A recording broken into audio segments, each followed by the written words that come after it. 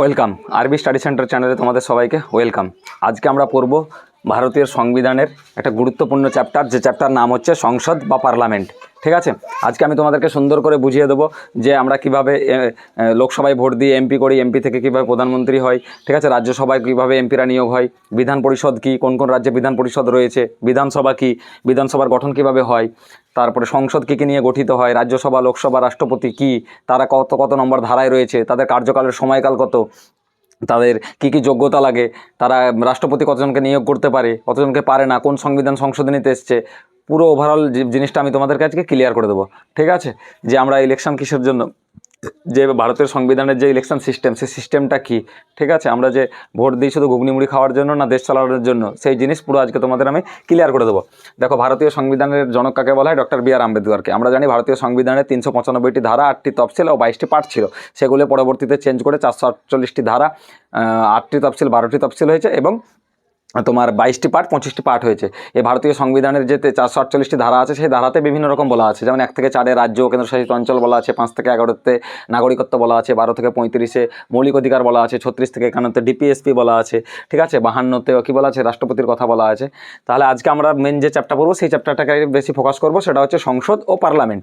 ঠিক আছে, তাহলে দেখো, আমরা জানি সরলা, সরলা মানে কি? 79, 80, 81।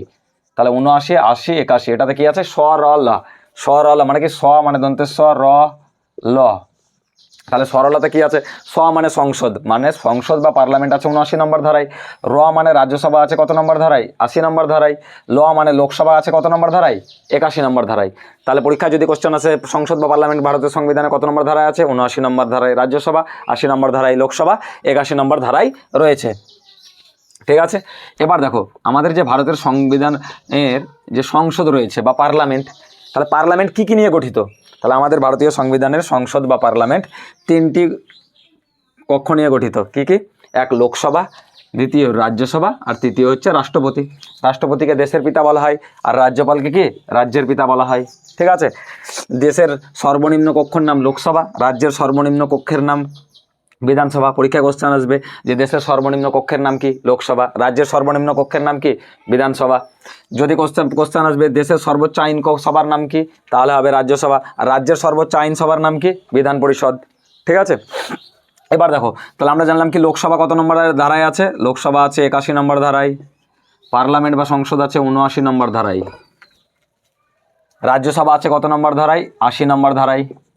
ঠিক আছে, এবার একটা জিনিস দেখো, লোকসভায় একজন ব্যক্তি ভোটে দাঁড়াতে গেলে, এমপি হতে গেলে কত বছর বয়স লাগে? 25 বছর। 25কে 5 দিয়ে ভাগ করলে কত পাই? 5। তাহলে একটা এমপির কার্যকালের মেয়াদ কত? 5 বছর। তাহলে একজন এমপি কী করেন? 5 বছর তার কার্যকালের মেয়াদ হয়। ঠিক আছে, রাজ্যসভায় ভোটে দাঁড়াতে গেলে কত বছর বয়স লাগে? 30 বছর। তাহলে 30কে 5 দিয়ে ভাগ করলে কত পাবো? 6। তাহলে কার্যকালের মেয়াদ কত রাজ্যসভার সদস্যদের? 6 বছর। ঠিক আছে, রাজ্যসভা সর্বোচ্চ সিটের সংখ্যা কত? 250। রাজ্যসভা সর্বোচ্চ সিটের সংখ্যা হচ্ছে 250। লোকসভা সর্বোচ্চ সিটের সংখ্যা কত? 552। আর নিয়োগ হয় কটায়? 545টাতে। আর দুজনকে কে নিয়োগ করতো? রাষ্ট্রপতি। কিন্তু 104তম সংবিধান সংশোধনীতে সেই দুজনকে আর রাষ্ট্রপতি নিয়োগ করতে পারে না। ঠিক আছে, তাহলে 543টাতে আমরা ভোট দিই, 543টাতে আমরা ভোট দিই।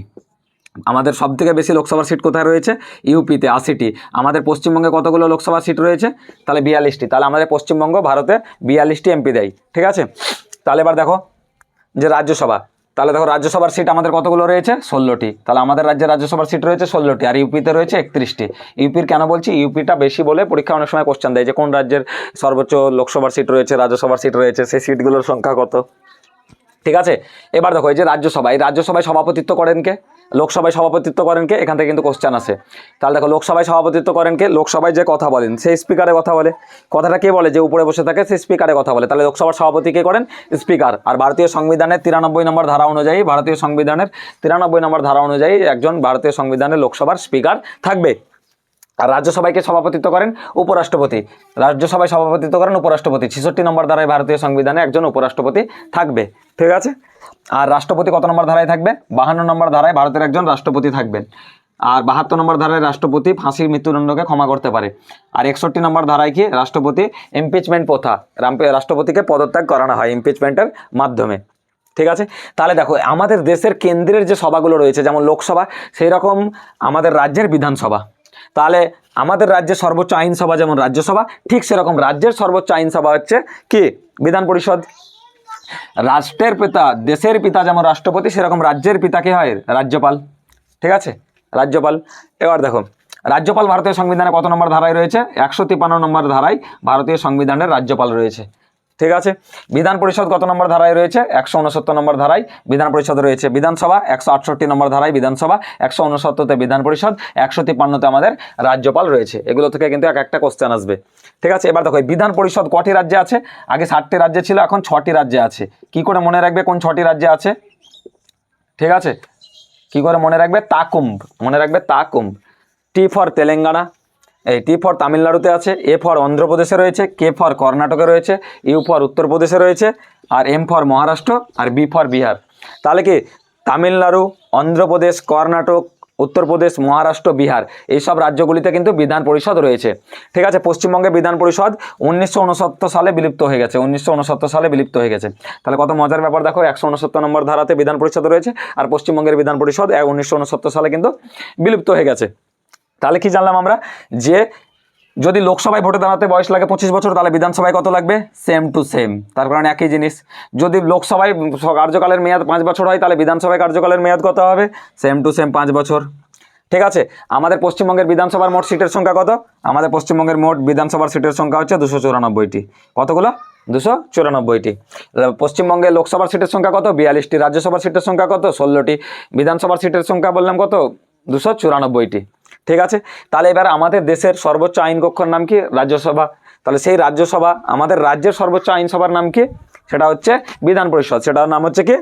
বিধান পরিষদ। তাহলে বিধান পরিষদ কত নম্বর ধারায় আছে? 169 নম্বর ধারায় আছে। বিধান পরিষদকে পশ্চিমবঙ্গ থেকে কবে বিলুপ্ত করা হয়েছে? 1969 সালে কিন্তু পশ্চিমবঙ্গ থেকে এই বিধান পরিষদকে বিলুপ্ত করা হয়েছে। ঠিক আছে, তাহলে পশ্চিমবঙ্গে কিন্তু বিধান পরিষদ ছিল। তাহলে বিধান পরিষদ বর্তমানে ভারতের কয়টি রাজ্যে রয়েছে? বর্তমানে ভারতের 28টি রাজ্যের মধ্যে 6টি রাজ্যে কিন্তু বিধান পরিষদ রয়েছে। সেই 6টি রাজ্যের নাম আমরা কীভাবে মনে রাখবো? তাকুম্ভ। তাকুম্ভ, T for Tamil Nadu, A for Andhra Pradesh, K for Karnataka, U for Uttar Pradesh, M for Maharashtra, and B for Bihar. তাহলে এই 6টা রাজ্যে কিন্তু আমাদের রয়েছে। এগুলো পরীক্ষায় কোশ্চেন আসবে যে নিম্নলিখিত অপশানগুলির মধ্যে কোনটিতে বিধান পরিষদ নেই। ঠিক আছে, তাহলে এই 6টা বাদ দিয়ে বাকিগুলো তো কিন্তু নেই। তাহলে রাজ্যপাল, তাহলে কি আমরা জানলাম আমাদের রাজ্যের পিতা কি হয়? রাজ্যপাল। রাজ্যপাল কত নম্বর ধারায় আছে? তাহলে 153 নম্বর ধারায় কিন্তু আমাদের রাজ্যপাল রয়েছে। দেখো তাহলে কি গ্রামের ভোটে জিতে কি এক একটা মেম্বার হয়, মেম্বার থেকে কি হয়? তারা প্রধান গঠন করে, প্রধান থেকে কি হয়? ব্লক লেভেলে দাঁড়ায়, তারা কি হয়? ব্লক সভাপতি, তারপর ব্লক সভাপতি, তারপর জেলা পরিষদ হয়, এইভাবে একটা জেলা গঠন হয়, জেলা থেকে একটা রাজ্য, রাজ্য থেকে একটা দেশ। তাহলে কি রাজ্যকে পরিচালনা করে কি? রাজ্যপাল। আর রাজ্যের বিধানসভার মন্ত্রী কে হন? বিধানসভার হেড কে হন? মুখ্যমন্ত্রী। ঠিক সেভাবে লোকসভার হেড কে হন? দেখেন লোকসভা থেকে যারা আমরা ভোট দিই তাদেরকে আমরা কি তৈরি করি? এমপি তৈরি করি। তাহলে এমপিকে উল্টালে কি হয়? পিএম। পিএম মানে প্রাইম মিনিস্টার। তাহলে কি আমাদের লোকসভা থেকে প্রধানমন্ত্রী তৈরি হয়। তাহলে লোকসভার প্রধান নেতাকে প্রধানমন্ত্রী, বিধানসভার প্রধান নেতাকে তাহলে হচ্ছে মুখ্যমন্ত্রী। ঠিক আছে, তাহলে যদি পরীক্ষায় কোশ্চেন আছে মুখ্যমন্ত্রী হতে, প্রধানমন্ত্রী হতে কত বছর বয়স লাগে? 25 বছর। মুখ্যমন্ত্রী প্রধানমন্ত্রী কার্যকালের সময় কত বছর? তাহলে হবে কি 5 বছর। রাজ্যসভা, রাজ্যসভার ভোটে দাঁড়াতে গেলে কত বছর বয়স লাগে? 30 বছর। রাজ্যসভার সংসদের কার্যকালের মেয়াদ কত? 6 বছর। আমাদের ভারতবর্ষে কতগুলো রাজ্যসভার সিট রয়েছে? তাহলে আমরা জানলাম 250টি। পশ্চিমবঙ্গে কতগুলো রাজ্যসভার সিট রয়েছে?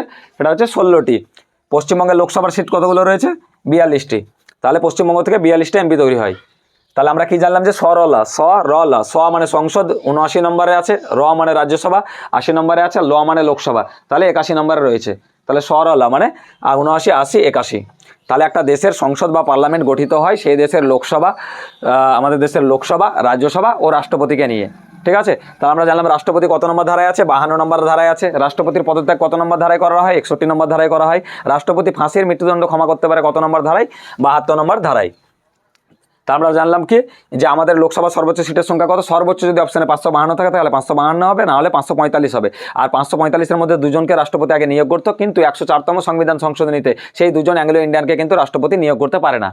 তাহলে রাজ্যসভায় রাষ্ট্রপতি কতজনকে নিয়োগ করে? এটা পরীক্ষায় কোশ্চেন আছে যে রাজ্যসভায় রাষ্ট্রপতি কতজনকে নিয়োগ করতে পারে। তাহলে আমরা জানি কি রাজ্যসভায় রাষ্ট্রপতি কিন্তু 12 জনকে নিয়োগ করতে পারে। ঠিক আছে, তাহলে 238 জন নমিনেটেড হয়, আর 12 জনকে কিন্তু রাষ্ট্রপতি নিজে নিয়োগ করেন। তাহলে এর 12 জনকে নিয়োগ করতে গেলে কি কি যোগ্যতা লাগে?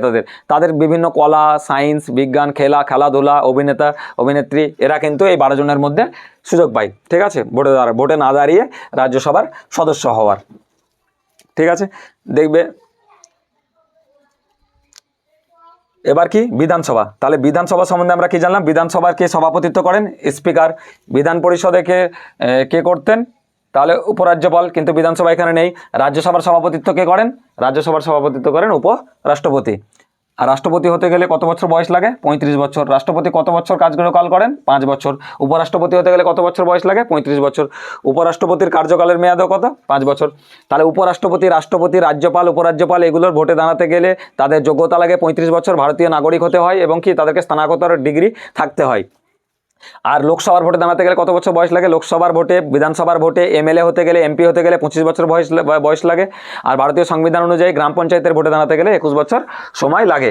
ঠিক আছে, 12টা ভোট দেওয়ার বয়স আগে কিন্তু 21 বছর ছিল, সেটাকে কমিয়ে 18 বছর করা হয়েছে 61তম সংবিধান সংশোধনীতে 1989 ভারতীয় সংবিধান সংশোধনীর মাধ্যমে ভোট দেওয়ার বয়সকে 21 বছর থেকে 18 বছর করা হয়েছে। ঠিক আছে, তাহলে এইখান থেকে মেন আমরা মুদ্রা কী কী জানলাম আজকের চ্যাপ্টার থেকে, যে আমাদের দেশের সংসদ বা পার্লামেন্ট, সেটা কি ভারতের সংসদ বা পার্লামেন্ট আমাদের দেশের রাজ্যসভা, লোকসভা ও রাষ্ট্রপতিকে নিয়ে গঠিত হয়। এটা আমরা মনে রাখবো যে সরল্লাহ মানে কি, মানে সংসদ, 79, 80, 81, তাহলে 79তে রয়েছে সংসদ বা পার্লামেন্ট, 80তে রয়েছে রাজ্যসভা বা 80 নম্বরে রয়েছে রাজ্যসভা, 81 নম্বরে রয়েছে লোকসভা। ভারতের সংবিধানের অনুযায়ী লোকসভার সর্বোচ্চ সিটের সংখ্যা কত, 552টি। রাজ্যসভার সর্বোচ্চ সিটের সংখ্যা কত, 250টি। রাজ্যসভায় রাষ্ট্রপতি কতজনকে মনোনীত করতে পারেন, 12 জনকে। লোকসভায় কতজনকে মনোনীত করতে পারতেন, 2 জনকে। কবে থেকে এটা ক্যান্সেল করা হয়েছে, 104তম সংবিধান সংশোধনীতে এটাকে ক্যান্সেল করা হয়েছে। ঠিক আছে, আগে ভোট দেওয়ার বয়স কত ছিল, 21, এখন ভোট দেওয়ার বয়স কত করা হয়েছে, 18 বছর। এটা কত সাল থেকে চালু করা হয়েছে, 61তম সংবিধান সংশোধনীতে 1989 সাল থেকে কিন্তু এটা চালু করা হয়েছে। ঠিক আছে, তাহলে ভারতের রাষ্ট্রপতি হতে গেলে কি, ভারতের রাষ্ট্রপতির পদের সম্বন্ধে কত নম্বর ধারায় বলা আছে, 52 নম্বর ধারায় বলা আছে। রাষ্ট্রপতি ফাঁসির মৃত্যুদণ্ড ক্ষমা করতে পারে কত নম্বর ধারায়, 72 নম্বর ধারায় বলা আছে। আর রাষ্ট্রপতিকে ইমপিচমেন্ট করা হয় 61 নম্বর ধারায়। তাহলে আমরা জানলাম কি, ভারতীয় সংবিধানের জনককে, ডক্টর বি আর আম্বেদকরকে ভারতীয় সংবিধানের জনক বলা হয়। আর ভারতীয় সংবিধানের হাতে লিখেছিল কে, প্রেমবিহারী নারায়ণলাল রায়জাদা। ভারতীয় সংবিধানকে লিখতে কত বছর সময় লেগেছিল, 2 বছর 11 মাস 18 দিন সময় কিন্তু লেগেছিল।